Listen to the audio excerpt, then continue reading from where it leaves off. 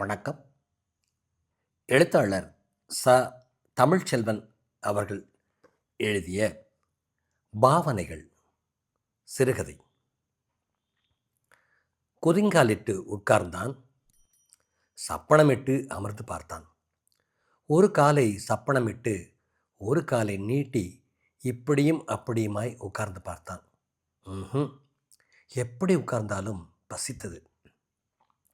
குதிங்காலிட்டு வயிற்றில் முழங்கால்கள் அழுத்த உட்கார்வதில்தான் கொஞ்சம் பசியும் வலியும் தெரியாமல் இருந்தது. ஒட்ட வேண்டிய தீப்பெட்டி கட்டுகள் இன்னும் 2 தான் இருந்தன.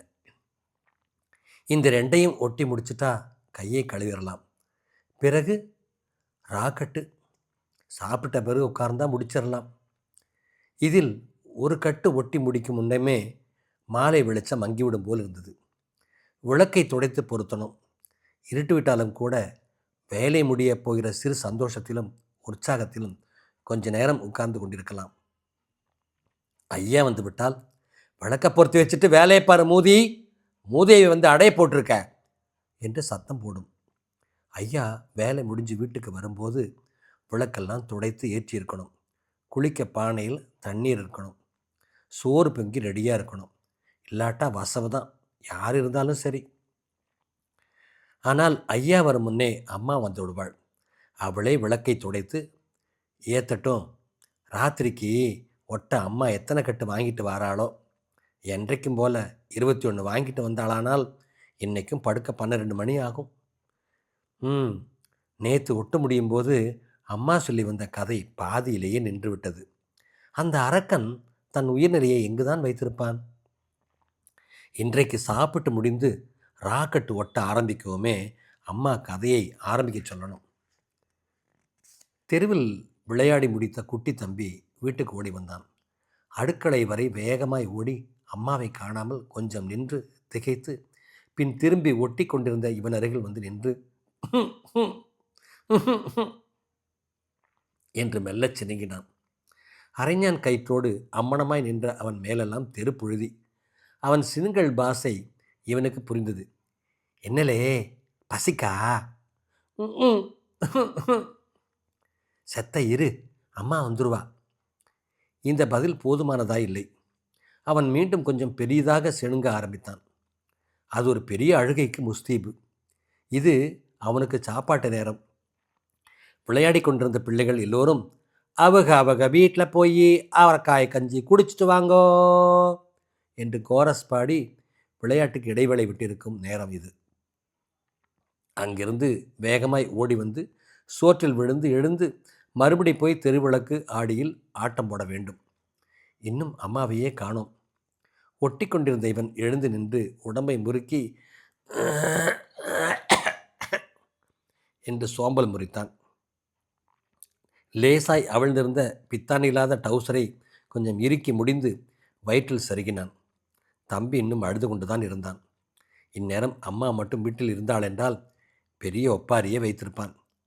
அழாதேடா என்று சொல்லி தம்பியை ஆதரவாய் அணைத்தபடி உள்ளே அழைத்துச் சென்றான்.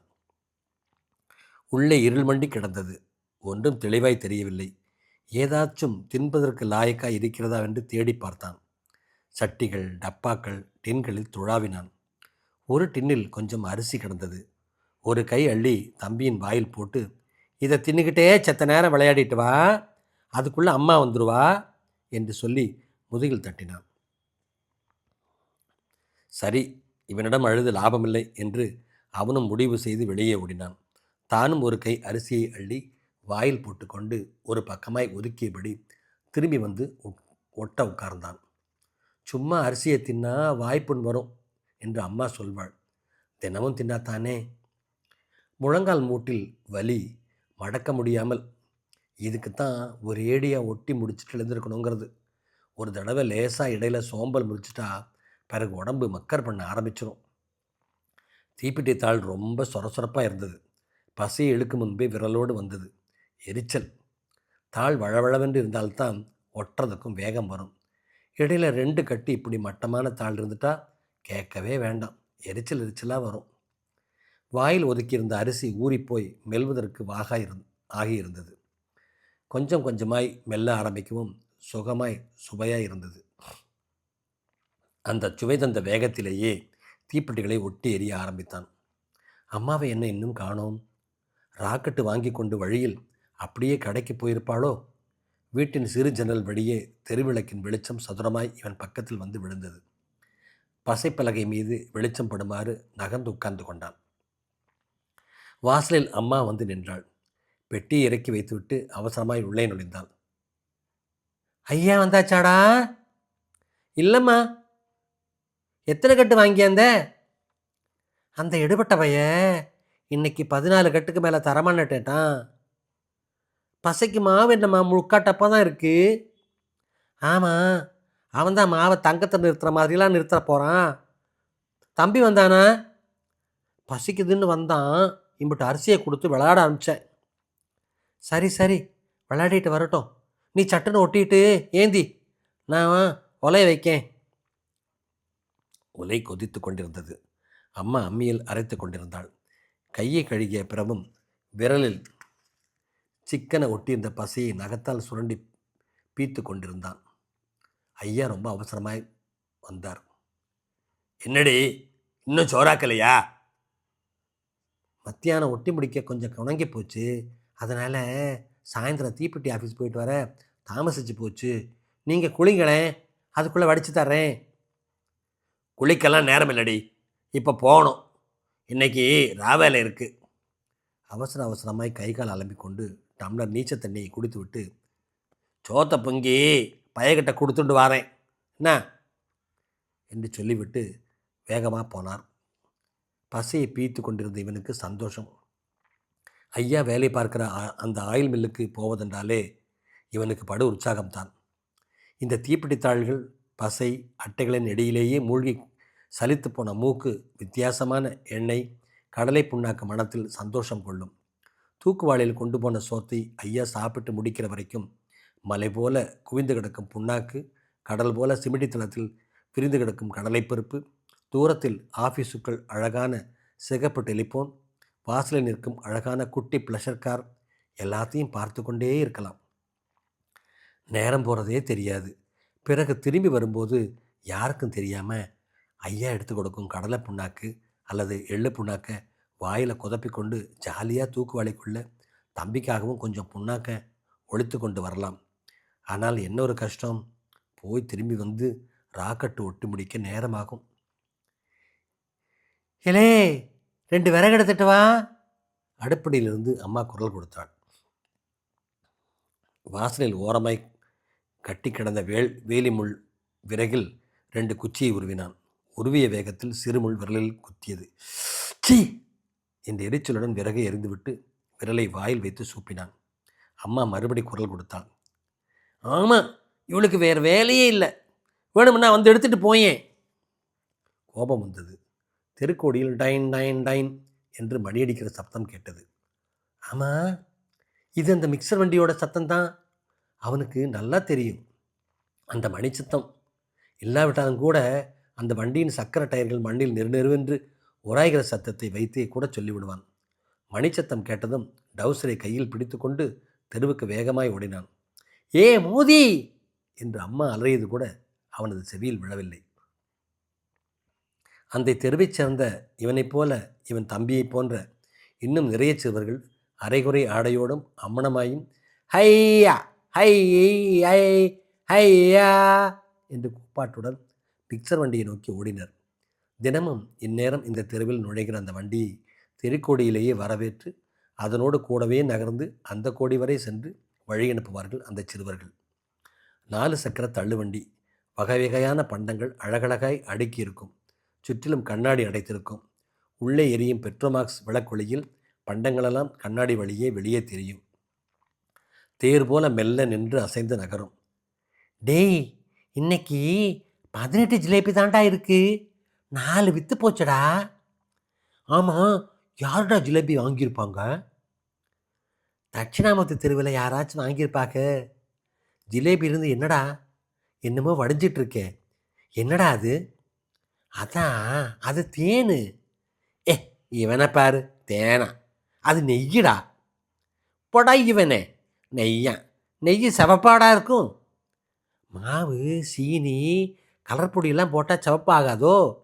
ஆமாம், இவங்க அண்டா. நீ கண்டியோ? ஏய், தூரப்பாங்களா மூதிகளா என்று வண்டிக்காரன் விரட்டினான். பிள்ளைகள் வண்டியை விட்டு துள்ளி 2 அடி போய் இருபக்கமுமாக முற்றுகிட்டது போல கூடவே நகர்ந்தனர். ஏய், இடிக்காதடா, அடி தள்ளாதடி, எங்கள் அம்மாட்ட சொல்லிடுவேன். ஒரு பையன் திடீரென சத்தமாய், ஓரம்போ ஓரம்போ ஓரம்போ ஓரம்போ ஓரம்போ என்று ஆடி குதித்தபடி பாட ஆரம்பித்தான். எல்லா பிள்ளைகளும் சிரித்தன. 4-5 பேர் கூட சேர்ந்து பாடி ஆடினார்கள். எல்லாருடைய முகத்திலும் சிரிப்பு, சந்தோஷம். யாரோ ஏதோ பண்டம் வாங்கினார்கள். வண்டி நின்றது. நின்றதும் பிள்ளைகள் வண்டியுடன் ஒட்டிக்கொள்வது போல நெருங்கி இடித்து கொண்டு நின்றார்கள். அவரவர்களுக்கு பிரியமான பண்டத்தை கண்ணாடி வழியே பார்த்தபடி ஒருத்தன் மணியை இழுத்து டைன் என்று ஒரு அடி அடித்தான். சத்தமாய் சிரிப்பு கிளம்பியது.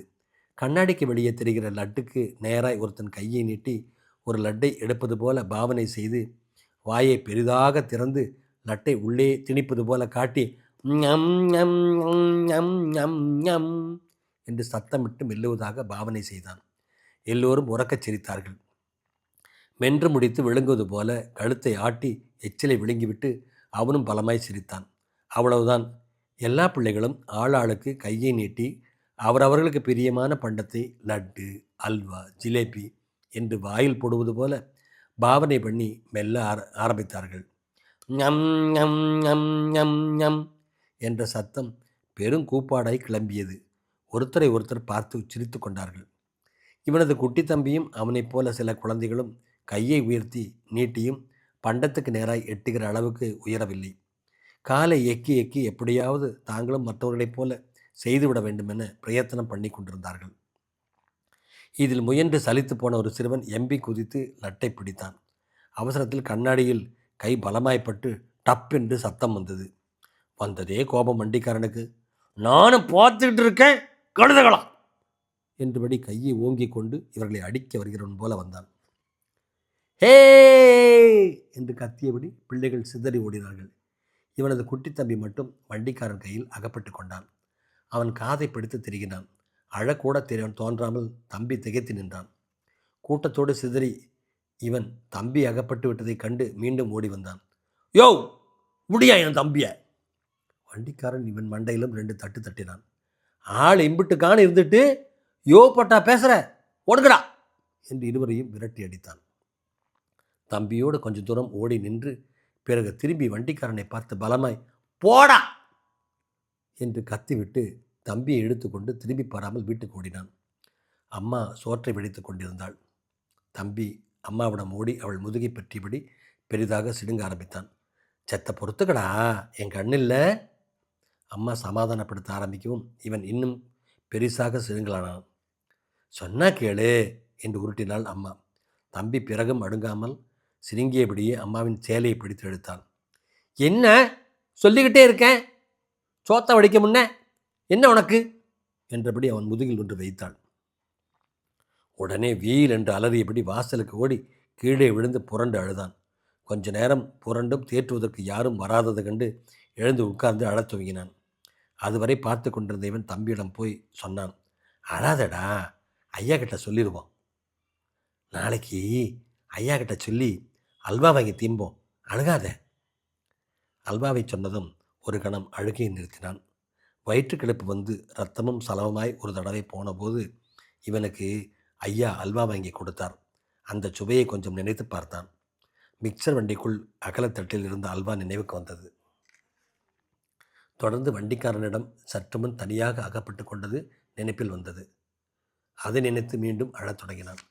டேய், அழாதடா, இப்போ நான் ஐயாவுக்கு சோறு கொண்டுட்டு போவல, அப்போ வரும்போ உனக்கு தீங்க எள்ளு புண்ணாக்கு கொண்டாரேன் என்ன?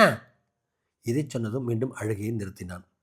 அல்வாவை நம்புவதை விட புண்ணாக்கை நம்பலாம். இது நிச்சயம் கிடைக்கும். அண்ணனால் இதை கொண்டு வர முடியும். ஆனால் உடனே அழுகையை நிறுத்துவதா வேண்டாமா? அம்மா வந்து சமாதானப்படுத்தட்டுமே, அவ தானே அடித்தா. மீண்டும் அழ ஆரம்பித்தான். ஆனால் சுருதி குறைந்திருந்தது. நிறைவு பெற்றது.